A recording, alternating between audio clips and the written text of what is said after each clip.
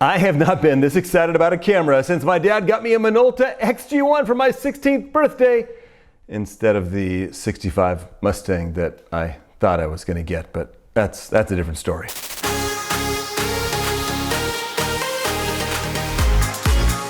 Hey, what's up everybody? Trevor here, Hollywood editor turned full-time realtor and YouTuber. On this channel I teach entrepreneurs and realtors to create better videos so they can sell more houses and stuff, because I've seen some of your videos and you could use a little help. I post new videos here every week, so make sure you hit that subscribe button and thwack the bell so you get notifications.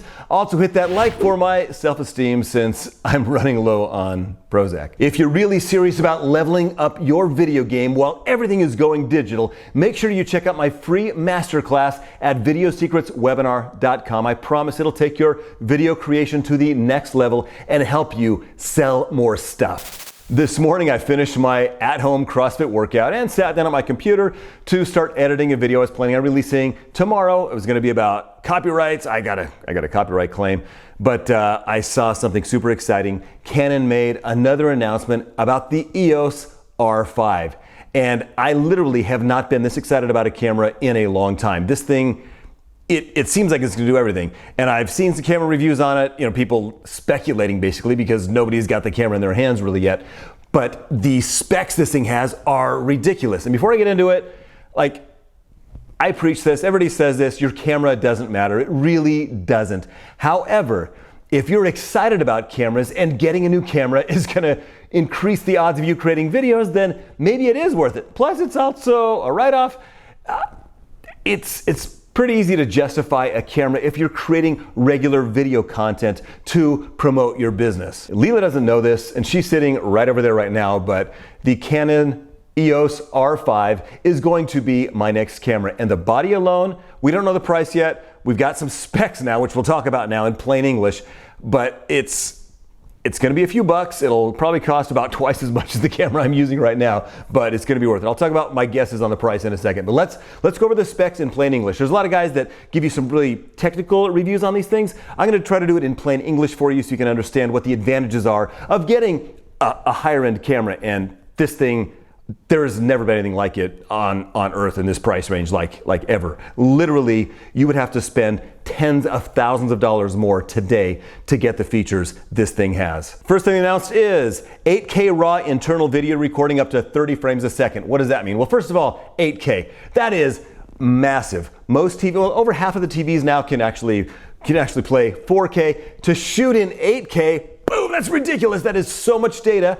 It's great because you have so many options. If you shot in 8K and you've got two people, you could punch in on their faces and upload it in 4K and it would look amazing. So it's going to look, I would imagine, we haven't seen it yet, incredible. So the disadvantage of 8K is I've got a brand new MacBook Pro 16-inch, pretty specced out, and I don't think there's any way that my computer could handle it. It's gonna have a hard time editing in 8K, so practically, I don't know, but it's gonna be pretty future-proof.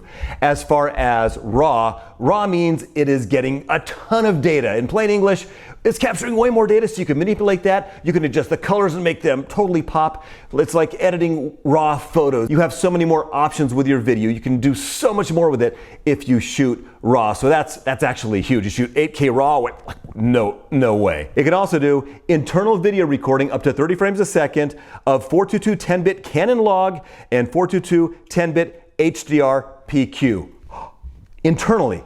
Okay, let me just talk about a couple things real quick. 422 10-bit. That's another way of saying more data. It's not as much data as raw, but it's a lot of data. One thing recording 422 10-bit will do, as opposed to recording, don't worry about the numbers, but 420 8-bit, is it gives you more dynamic range. Like low dynamic range means you have black and white, and lots of dynamic range means you have a lot of grays in between the blacks and the whites, and that'll make your video look better. You'll have a blue sky with really, rich blue on the bottom and get brighter at the top, and you'll be able to see less banding. It'll be like a really smooth gradient. So it'll give you better image quality. And shooting in HDR-PQ or Canon log gives you the ability to control what you do with that tons of data. And to be able to record it internally, there are very few cameras on the market in this price point right now that can record 422 10-bit internally. Some of them allow you to attach a cable to something like an Atomos and record externally, but to record internally just on the card slots on the inside, That's amazing. Canon also announced that the Canon EOS R5 can shoot 120 frames a second in 4K internally. There is literally nothing else on earth in the price range this is probably going to come in at that this can do. Now, one of the reasons I bought the camera I use, which is the Panasonic Lumix GH5, is because it can record 120 frames a second in HD in 1080p. And the EOS R previously couldn't do that. It could only do it in 720p. But this is one advantage the Lumix had. The Lumix also records 422 10-bit internally, and nothing else on the planet in this price range could do that. But now the Canon is doing that stuff and like so much more. What does that mean in plain English? You can shoot 4K in killer slow motion. So if you're exporting at 24 frames a second, which is what you probably should be doing, you get 5x slow motion in 4K. So basically, you get beautiful 4K slow motion. When the rumors first started about the Canon EOS R5 and they talked about the 4K and 8K possibilities, everybody was speculating that when you were recording in 4K or 8K, you would crop on the sensor. There'd be a crop on the sensor. It's a full frame sensor, which is huge. But people thought there'd be a crop factor, which means that when you're shooting in 4K or 8K, it's not using the entire sensor. Here's the sensor on the EOS 5R, but people speculated that you wouldn't use the full sensor, so you wouldn't get the full potential and the full, image quality and all the advantages of using a full frame sensor. But Canon announced that there will be no crop. They will use the full width of the sensor.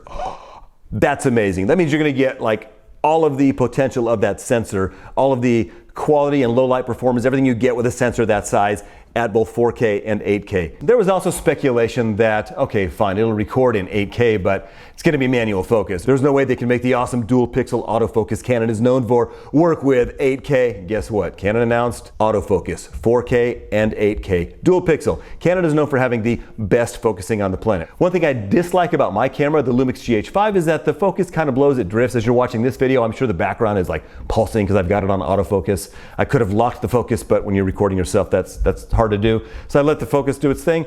Canon is known for having like rock solid steady focus. So with their dual pixel autofocus, your focusing is going to be a dream.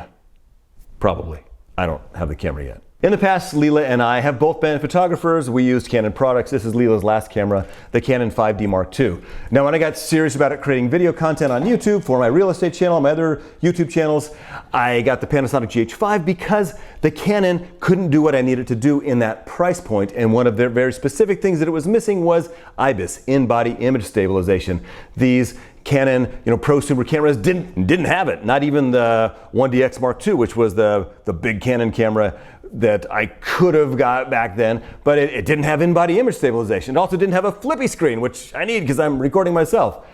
But now we've got not only the flippy screen, but we have in-body image stabilization on a Canon mirrorless camera. Why do you think that matters? When you're holding your camera, if you don't have in-body image stabilization or a gimbal, when you're holding it, it's gonna be shaky. It's not gonna look great. If you're on a tripod, it's not gonna matter. But if you're trying to record like beautiful epic B-roll of whatever you're talking about, if you don't have image stabilization or a gimbal, it's not gonna look great. But with the built-in image stabilization on the new Canon, I'd imagine it's gonna look pretty amazing. Even this has image stabilization, my iPhone. And so I can actually create better looking video as far as stability with this than an older Canon, than a Canon that doesn't have in-body image stabilization without a gimbal. So it's a new feature that I wanted. It's one of the things that I needed. The other thing it's got is, of course, a full frame sensor, which the Panasonic GH5 does not have. It's got a micro four thirds sensor, which is much smaller. And in good lighting, you're probably not going to see much of a difference. In low light, a bigger image sensor is generally going to look better, and also it's going to be easier to get this blurry background effect. Like right now, I had to go to great lengths to get this background to get blurred out with my GH5. With EOS R5, it's going to be a breeze to get this blurry background, which you like. It makes it look more cinematic and beautiful because the R5 has a full frame sensor. And again, you can use that whether you're shooting in HD or 4K or 8K. Dude, I cannot wait for this camera. The EOS R5 also has 2 memory card slots. There's been a lot of speculation about what those slots would be. To record as much data as you're going to need to record when shooting in HK, you need very fast memory cards, and it has 2 card slots. The CF Express slot will for sure record the 8K, no problem. The other slot is an SD-UHS-2, which may just be for photos or HD or 4K. Not sure if that's going to be able to handle the 8K, but it's got 2 fast memory card slots, which is another huge thing. Everybody doesn't speculate about what's Canon going to cripple. People thought, oh, it wouldn't have in-body image stabilization, or it wouldn't have autofocus at 8K, or it was going to be the crop factor when shooting 8K or 4K. And turns out none of that stuff's been crippled. However, we don't know a couple things. Number one, we don't know how long it'll be able to record in 8K. When you record in 8K, it's a lot of processing power, creates a lot of heat, so it may not be able to record for an extended period of time in 8K, which could be an issue. The other thing we don't know is the release date. There's a lot of crazy stuff happening in the world, so who knows when this is going to be released. And finally, we don't know the price. People more in the know than me speculate that it's going to be priced at $34.99 for the body alone. I'm guessing, based on what I know, that that's probably what the price point is going to be, which is a great price point for a camera that literally does more than cameras that cost tens of thousands of dollars more. There is no other mirrorless or DSLR camera on the planet that can do all of these things, whether it's Panasonic, Nikon, Sony, or even other Canon cameras or Fuji. There's nothing else that'll be able to do this. So this is going to be game changer. It's going to make the other camera manufacturers start scrambling and get up the game. And I assume that the other manufacturers are going to step up and try to catch up to this. Canon's been producing a lot of great cameras over the years, but recently every camera's been missing something that you thought it should have, that like the competitors have, like in-body image stabilization. But with what they're doing with this camera, dude, this is the camera to get that you're never gonna outgrow. Now, I've never used it. Who knows what it's gonna be like in real life, but based on everything I've seen, it's gonna be game changer. I'm gonna get this camera, even though the Lumix is just fine, but dude. To level up your video game for your business, no matter what camera you have, even if you're just using your phone, check out my free masterclass at videosecretswebinar.com. For more of my thoughts about camera equipment, check out that playlist right up there. Remember to subscribe by hitting that button right down there, and I cannot wait to see the awesome video content you create, no matter what camera you have.